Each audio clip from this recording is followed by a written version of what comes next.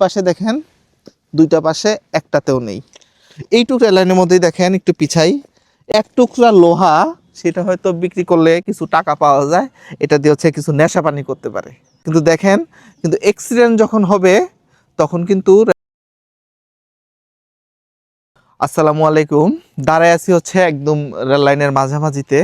সারা পৃথিবীতে রেলকে হচ্ছে একটা নিরাপদ বাহন হিসাবে ভাবা হয়, এবং বাংলাদেশে দিন দিন রেলের অ্যাক্সিডেন্টে অনেক খবর শোনা গেলেও রেলের জনপ্রিয়তা কিন্তু এখনও বাড়তি।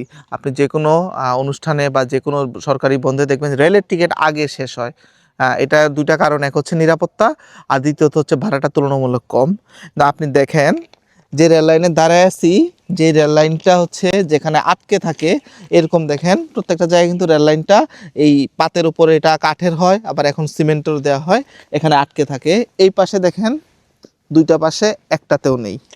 এইটুকু রেল লাইনের মধ্যেই দেখেন একটু পিছাই এখানে এখানে এটারও দুই পাশে আটকানো নেই, এভাবে এই পাশে আটকানো নেই, আর আপনি ওইটি পর্যন্ত মোটামুটিভাবে এভাবেই রেল লাইনটা আগায় গেছে।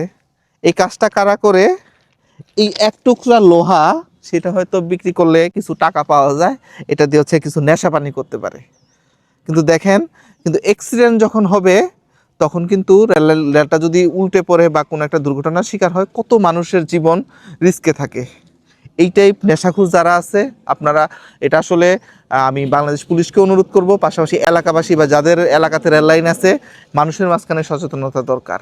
মানে এত নিকৃষ্ট জাতি হইতে পারে যে রেল লাইনের এই লোহাগুলো পর্যন্ত, ওই মাথা পর্যন্ত যতক্ষণ যাবেন শুধু এরকমভাবে দেখবেন চুরি করা। এদেরকে শাস্তির আওতায় আনা উচিত, আর আমরা রেলকে নিরাপদ যাতে রাখতে পারি। আসসালামু আলাইকুম।